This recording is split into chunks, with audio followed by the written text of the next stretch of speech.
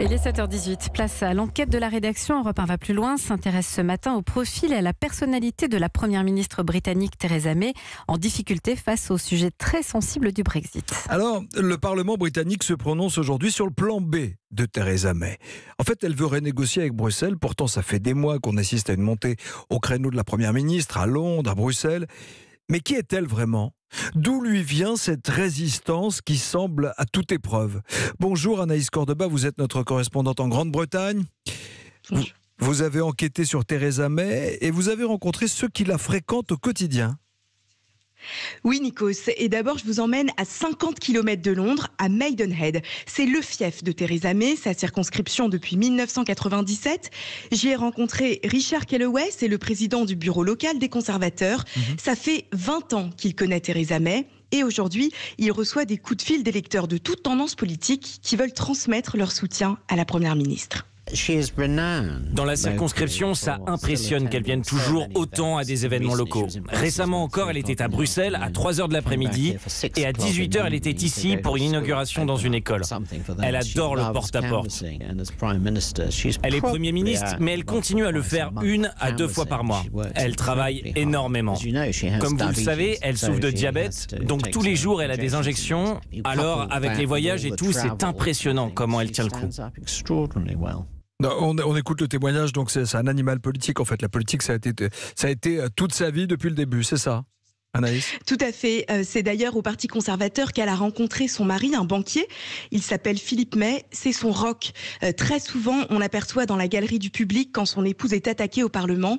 L'autre figure centrale dans la vie de Theresa May, c'est son père, aujourd'hui disparu. Un vicaire anglais qui lui a transmis son sens du devoir et un attachement très fort au service public. Ok, ça c'est l'ADN familial, mais à part son mari, qui l'entoure ? Qui sont ses amis, ses alliés politiques en Angleterre ? Eh bien, elle a si peu d'amis politiques que personne n'avait jamais parié sur elle comme Premier ministre. Elle s'entoure de technocrates, pas de politiciens, et elle ne fait confiance qu'à quelques conseillers et hauts fonctionnaires. Autre chose étonnante, elle est extrêmement réservée, à des années-lumière du charisme d'un David Cameron ou d'un Tony Blair. J'en ai parlé avec Tom Mattag, journaliste chez Politico. C'est un personnage très timide. Elle n'apprécie pas d'être le centre de l'attention dans une pièce. On peut dire qu'elle est carrément mal à l'aise en société. Elle fuit les bavardages et les mondanités. Les journalistes basés au Parlement, nous sommes tous régulièrement conviés à des cocktails à Downing Street. Il y a la soirée de Noël par exemple, ou la Summer Party. Je me souviens à une occasion lui avoir demandé ce qu'elle avait prévu pour les fêtes et elle a juste répondu la deuxième phase du Brexit. Et voilà, la situation était très gênante, car c'était un moment où l'on était clairement censé socialiser, parler de choses et d'autres, et notamment de ce qu'on allait faire en famille. D'accord. On a bien compris, mais comment est-ce qu'elle est arrivée au pouvoir sans alliés, justement, en étant une femme déjà et seule au pouvoir ?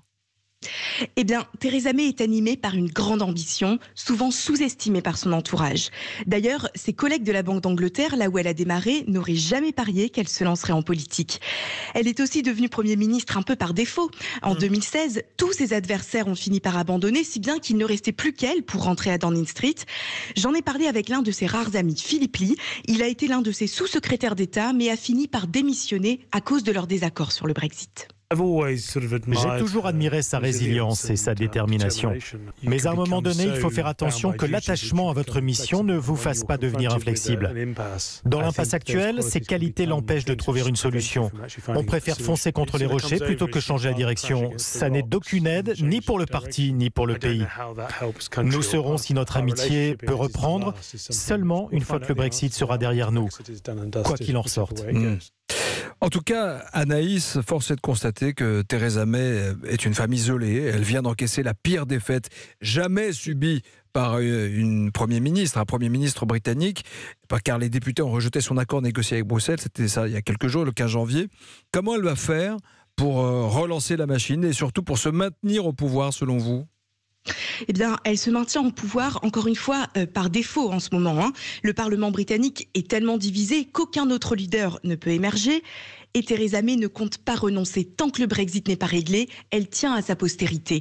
Selon son entourage, elle ne s'en ira que contrainte et forcée. Elle ne lâche pas l'affaire, Theresa May. Anaïs, l'heure de vérité approche. Les jours qui viennent d'ailleurs nous diront si elle a réussi à remporter son défi à la fois personnel, mais aussi le défi pour tous les habitants de la Grande-Bretagne. Europe 1 va plus loin, enquête et portrait signé Anaïs Cordoba, correspondante d'Europe 1 à Londres. Merci.